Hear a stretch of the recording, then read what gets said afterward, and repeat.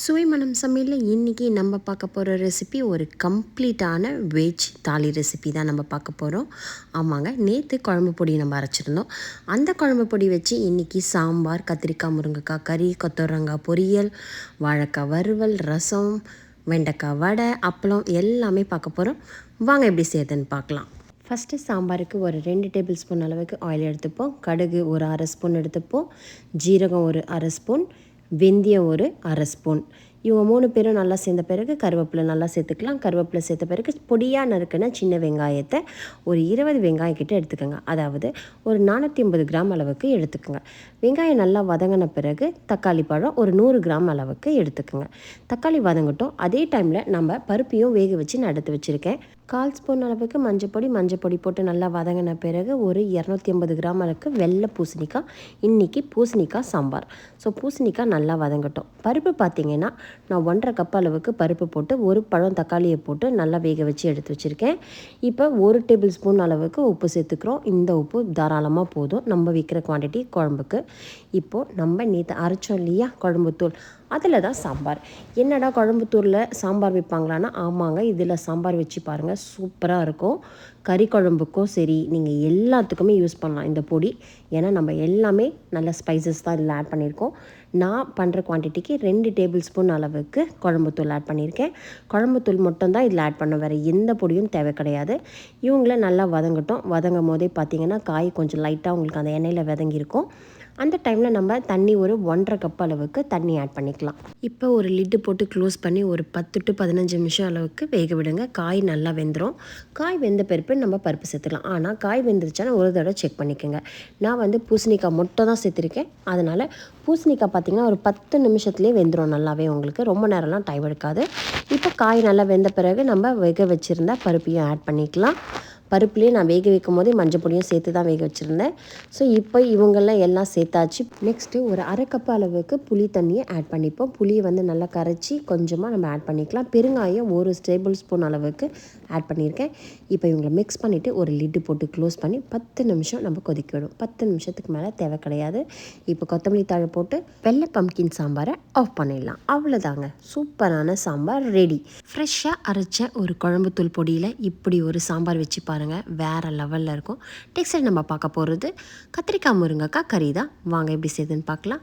ஒரு பேனில் நல்லெண்ணெய் 3 டேபிள் ஸ்பூன் அளவுக்கு எடுத்துக்கோங்க. கடுகு 1 ஸ்பூன், பொடியாக நறுக்கின வெங்காயம் ஒரு 300 கிராம்ஸ் அளவுக்கு எடுத்துக்கிறேன். கருவேப்பிலை கொஞ்சமாக நம்ம ஆட் பண்ணிக்கலாம். இப்போ இஞ்சி பூண்டு விழுது 1 ஸ்பூன் அளவுக்கு ஆட் பண்ணிப்போம். இவங்கள எல்லாம் சேர்த்து நல்லா நம்ம வதக்கிக்கலாம். கொஞ்சம் நல்லாவே வதங்கட்டும். 1/4 ஸ்பூன் அளவுக்கு மஞ்சப்பொடி. பிறகு இவங்கள நல்லா வதக்கின பிறகு தக்காளி, பழமான தக்காளி ஒரு 100 கிராம் அளவுக்கு மீடியம் சைஸில் கட் பண்ணி ஆட் பண்ணிக்கோங்க. தக்காளியும் நல்லா வதங்கட்டும். இப்போ நம்ம உப்பு ஆட் பண்ணிக்கலாம். 1 டேபிள் ஸ்பூன் அளவுக்கு கல் உப்பு எடுத்திருக்கேன். இப்போது கல் உப்பு தக்காளி எல்லாம் சேர்த்து நல்லா வதங்கட்டும். கொஞ்சம் லிட்டு போட்டு க்ளோஸ் பண்ணி ஒரு 5 மினிட்ஸ் வைங்க. 5 மினிட்ஸில் நல்லா உங்களுக்கு அந்த தக்காளி வெங்காயம் எல்லாமே நல்லா வதங்கி எண்ணெய் மேலே பதம் வரும். அந்த டைமில் நம்ம என்ன பண்ணுறோன்னா குழம்புத்தூள் நம்ம எடுத்துக்கிறோம்.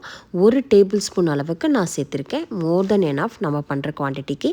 ஸோ 1 டேபிள் ஸ்பூன் அளவுக்கு குழம்புத்தூள் சேர்த்து இவங்களையும் நல்லா வதக்கிக்கலாம். ஃப்ரெஷ்ஷாக இந்தியன் ஸ்டோரில் முருங்கைக்காய் விற்றுருந்தாங்க. சூப்பராக இருந்தது பார்க்குறதுக்கே.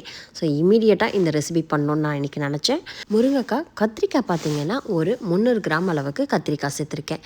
கத்திரிக்காய், முருங்கைக்காய் இவங்க 2 பேரும் சூப்பர் காம்பினேஷன், நல்லாயிருக்கும் இந்த கறி.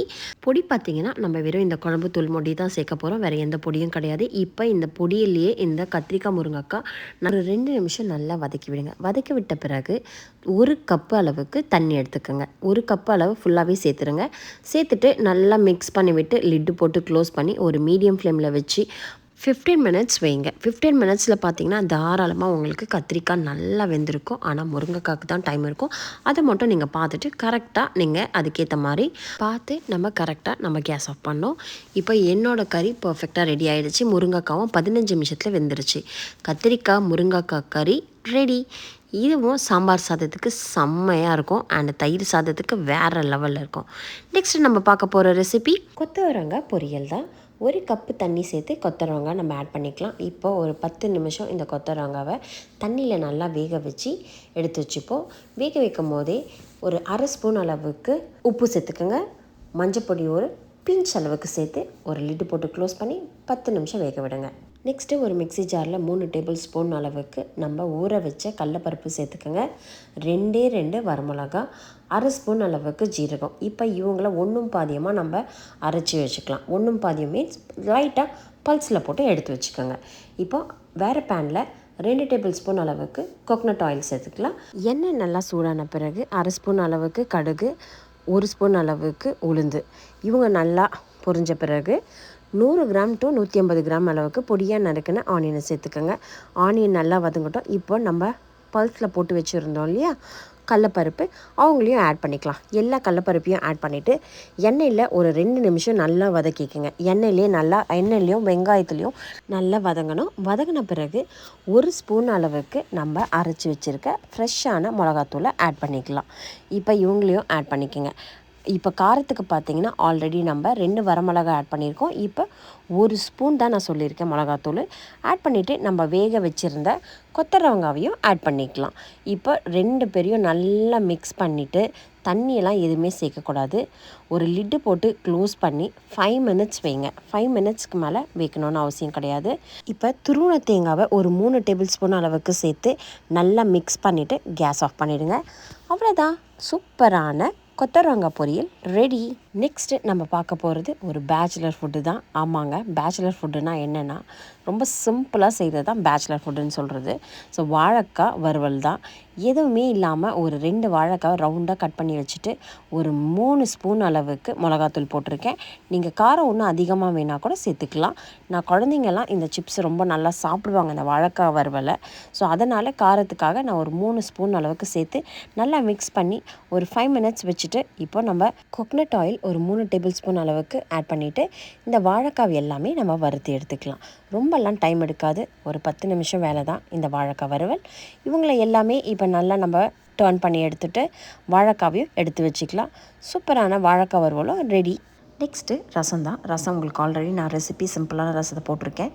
இப்போ நெக்ஸ்ட்டு பார்க்க போகிறது நம்ம வெண்டைக்காய் வடை தான்.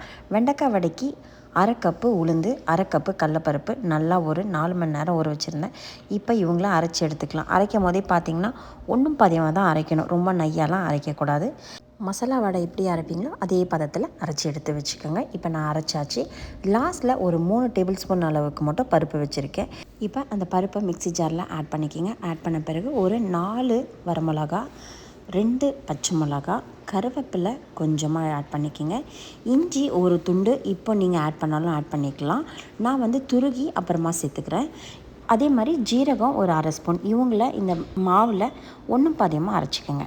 இப்போ அரைச்சி வச்சதை மாவில் சேர்த்துக்கலாம், எல்லா மாவுலேயும். இப்போ மொத்தமாக டோட்டலாக பார்த்திங்கன்னா நம்ம 1 கப்பு மாவு தான் ஆட் பண்ணியிருக்கோம்.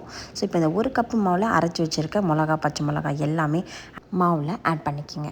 இப்போ ஆனியன் ஒரு 100 கிராம்ஸ் அளவுக்கு ஆட் பண்ணிக்கோங்க. ஆனியன் நிறைய ஆட் பண்ண தேவையில்லை.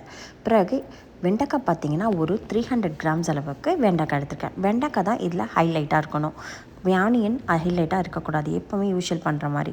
ஸோ வெண்டைக்காவை நிறையவே சேர்த்துக்கோங்க. இப்போ அரிசி மாவு 3 டேபிள் ஸ்பூன். அரிசி மாவு கண்டிப்பாக சேர்க்க வேண்டியதாக இருக்கும், ஏன்னா கிறிஸ்பியாக நல்லா கொடுக்கும். அதுக்காக நம்ம அரிசி மாவு சேர்க்குறோம். 1 ஸ்பூன் சால்ட் ஆட் பண்ணிக்கலாம். இப்போ இவங்கள நல்லா நம்ம மிக்ஸ் பண்ணிப்போம். மிக்ஸ் பண்ண பிறகு இஞ்சி ஆட் பண்ணிப்போம். இஞ்சி பார்த்திங்கன்னா ஒரு 10 to 15 கிராம்ஸ் அளவுக்கு தான் இருக்கும். நம்ம அரைக்கும் போதே முன்னாடி சேர்த்துக்கலாம், இல்லைனா நீங்கள் இப்போ கூட சேர்த்துக்கலாம். இப்போ இஞ்சி சேர்த்த பிறகு நல்லா நீங்கள் மாவை மிக்ஸ் பண்ணுங்கள். மாவு நீங்கள் எடுக்கும் போது, கையில் எடுக்கும் போது நல்லா வடை போடுற மாதிரி இருக்கணும், தண்ணியாக இருக்கக்கூடாது. நீங்கள் 2 கை யூஸ் பண்ணணுன்னு அவசியமே இருக்காது, இலையோ எதுவுமே யூஸ் பண்ணணும்னு அவசியம் இருக்காது. இந்த வடைக்கு நீங்கள் ஒரே கையிலே இது மாதிரி அழகாக குண்டு குண்டாக தட்டி போடலாம்.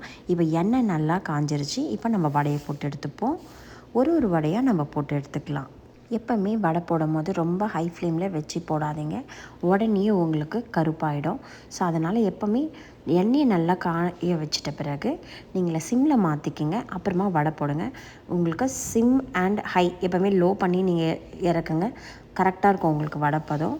இப்போ பாருங்கள், இது மாதிரி நம்ம ஷேப்பில் கரெக்டாக எல்லாம் போட்டு எடுத்துக்கலாம். உங்களுக்கு பெரிய சைஸ் வேணாலும் தாராளமாக போட்டுக்கலாம். என்னென்னா இந்த வடையில் ஸ்பெஷலே பார்த்திங்கன்னா உங்களுக்கு எடுத்து சாப்பிடும் போது அந்த வெண்டைக்காயோட ஸ்மெல்லு ரொம்ப சூப்பராக இருக்கும், ரொம்ப நல்லாவும் இருக்கும்.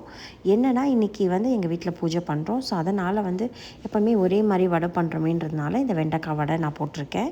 கரெக்டான கலரு இந்த கோல்டன் ப்ரௌன் கலர் தான் வடைக்கு பர்ஃபெக்ட்டு. இப்போ இந்த வடையை நம்ம அழகாக எடுத்து வச்சிடலாம்.